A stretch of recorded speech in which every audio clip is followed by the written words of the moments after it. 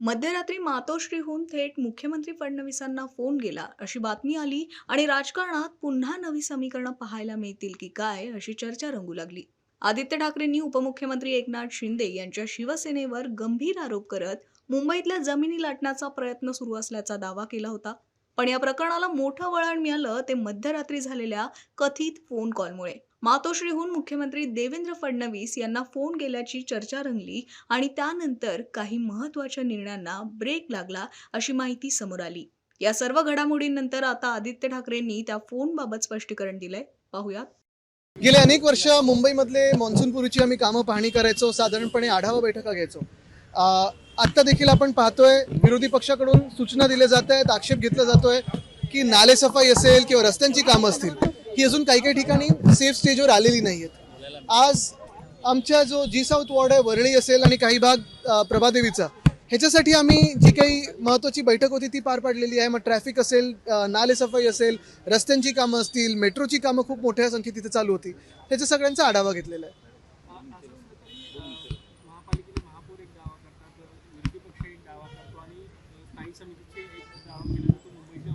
काय महापौर आणि उपमहापौर पण दोन वेगवेगळे दावे करतात.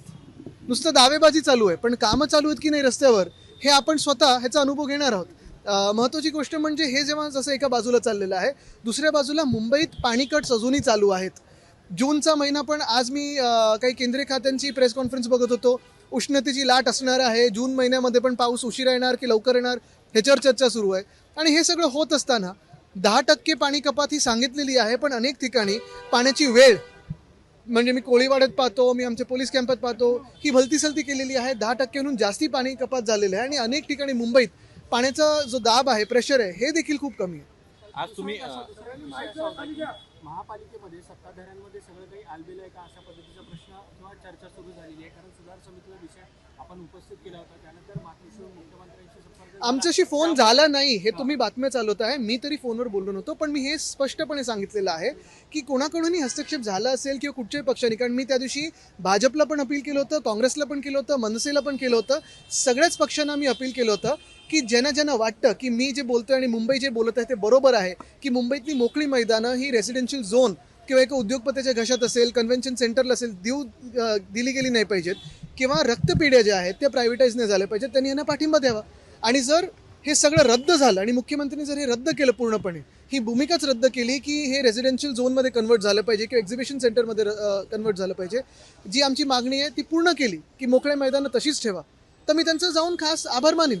पण बातम्या चालवण्यापेक्षा मला वाटतं काही ठराविक लोकांनी, महत्त्वाची गोष्ट हीच आहे की मुंबईतले ज्या मोकळ्या जागा आहेत त्या मोकळ्याच राहणं गरजेच्या आहेत. काल परवाकडे आमदार वरुण सरदेसाई यांनी देखील MMRDचं एक गार्डन दाखवलं, जे फक्त MMRDच्या अधिकाऱ्यांसाठी वापरलं जाते. ते पब्लिक गार्डन आहे, त्याच्यावर पुढे काम होणं गरजेचं आहे. नाही, ते पब्लिक स्पेस कसं बंद झालं होतं तसं माझं पण थोडा आवाज बंद झाला होता. पण महत्त्वाची गोष्ट हेच आहे, मी MMRDचं पण जे सांगत होतो, पैसा जनतेचा आणि वापरतात अधिकारी. तसंच आत्ता जे आपण नीटचं सांगत आहात, आर्मीची गरज लागणार आहे, एअरफोर्सची गरज लागणार आहे, हे सगळं ठीक आहे, पण आर्मी, एअरफोर्स, नेव्ही याचं काम देशाची सुरक्षा आहे. आणि जर तुम्ही ह्या सगळ्या संस्थांशिवाय एक एक्झामिनेशन नीट नसेल घेऊ शकत, तर तुम्ही मग त्या खुर्चीवर का बसलेलात? तुमची का हकलपट्टी झाली पाहिजे धर्मेंद्र प्रधान मंत्री म्हणून? कारण तुम्ही सगळ्यासाठीच जर बळ लावणार, सर निवडणुकींसाठी BSF, CRPF हे लावताय, देशाची सुरक्षा कोण करते, मग कोणाच्या हातात आहे हे माहिती नाही. मग तुम्ही काय आता परीक्षांसाठी एअरफोर्सचा वापर करणार, म्हणजे तुम्ही नेमकं काय काय करणार? हे खरं तर आपण पाहिलं तर देशाच्या सगळ्याच संस्थांचा अपमान करत आहेत. आणि तुम्ही किती अकार्यक्षम आहात मंत्री म्हणून, ह्याचं हे जागतं जिथं उदाहरण आहे. 100% तुम्ही बघा, नीटची परीक्षा असेल किंवा आता CBSEचा गोंधळ असेल, CBSEचे OSMचं टेंडर दिलं गेलं, कोणी दिलं? आता काल CBSE कडून सगळ्या प्रिन्सिपल्सना सांगितलेलं आहे की तुम्ही रील्स बनवा, म्हणजे एक रेल मंत्री हे रील मंत्री झालेले आहेत, आता हे शिक्षण मंत्री पण रील मंत्री होणार. हे रीलवरनं थोडं बाहेर पडून, इन्फ्लुएन्सरच्या जगातून बाहेर पडून थोडं तरी भाजपाने काम केलं पाहिजे.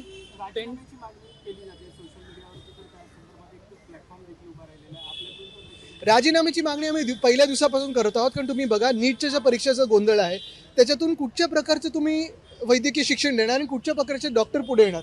दुसरी गोष्ट म्हणजे CBSEचा जो गोंधळ झालेला आहे, तुम्ही आज मला सांगा ना, सगळ्या काही गोष्टी 2047, 2056, 2030 आजच्यासाठी काय? आणि आज जे मुलं ह्याच्यातून पास आउट होतील जागतिक स्थितीवर, म्हणजे आता ते कुठचं मध्ये गलगोटे वगैरे सोडून द्या, पण बाकी कुठची युनिव्हर्सिटी या मुलांना पुढे काय शिक्षण देणार आहेत किंवा ऍडमिशन देणार आहेत?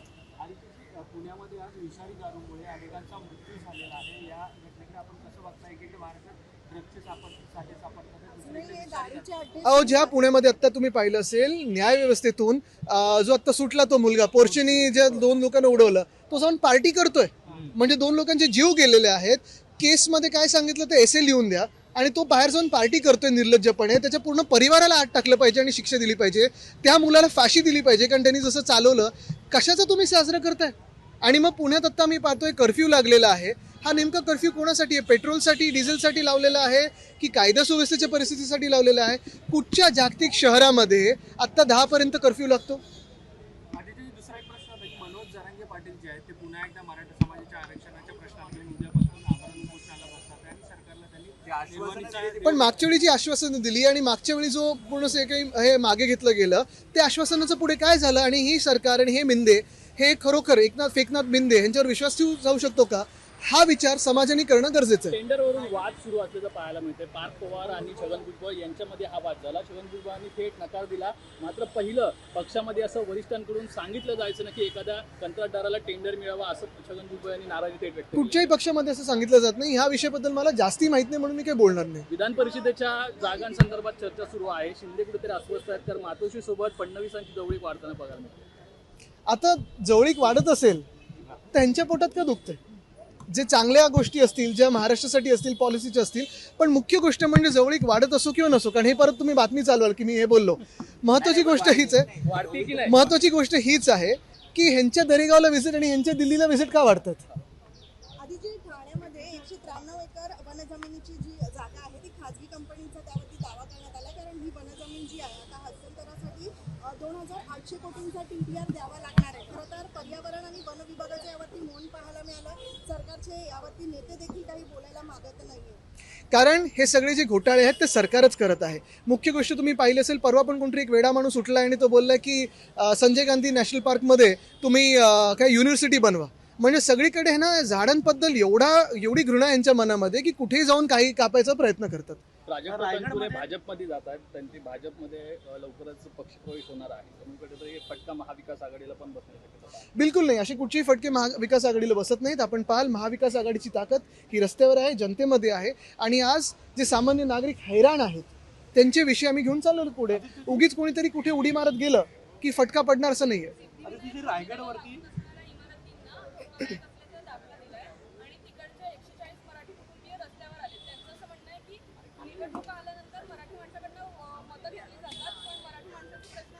तुम्ही कुठचं बोलता? जनार्दन चाळ.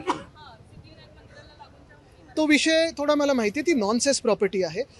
तिथे काही वर्षांपूर्वी, जेव्हा 40 वर्षापूर्वी ज्या इमारती झाल्या होत्या, थोडा आम्ही प्रश्न त्यांचा आम्ही पण विरोधी पक्ष म्हणून घेण्याचा प्रयत्न करतोय, सोडवण्याचा प्रयत्न करतोय की रस्त्याचा जो ॲक्सेस आहे तो ॲक्सेस साधारणपणे त्याच पुरुषोत्तम टॉवरमधून आहे की मागून आहे, एस्टेट प्रॉपर्टीमधून आहे वगैरे. हे सगळे तांत्रिक मुद्दे आम्ही तरी सोडवण्याचा प्रयत्न करतोय. ते लोक काही मला ठराविक भेटून गेले. सरकारकडून त्यांना अर्थात मदत होणं अपेक्षित आहे आणि ती देखील आम्ही मागणी करत आहोत. रायगडवरचा एक व्हिडिओ जो आहे तो व्हायरल होतो मोठ्या पद्धतीने. रायगडवरती अजून सुद्धा शौचालय नाही, त्याच्यामुळे महिला ज्या आहेत त्या समोर येत आहेत. काही ठिकाणी शौचालय ते सुद्धा. आता महत्त्वाचा मुद्दा हाच आहे की कुठच्याही किल्ल्यावर किंवा गडावर ह्या सुविधा द्याव्यात की नाही द्याव्यात, त्याच्यातून कोणाच्या भावना दुखाव्या जातील की नाही जातील, हा विषय जेव्हा सोडवला जाईल मला वाटतं त्याच्यावर आपण पुढे बोलू शकू.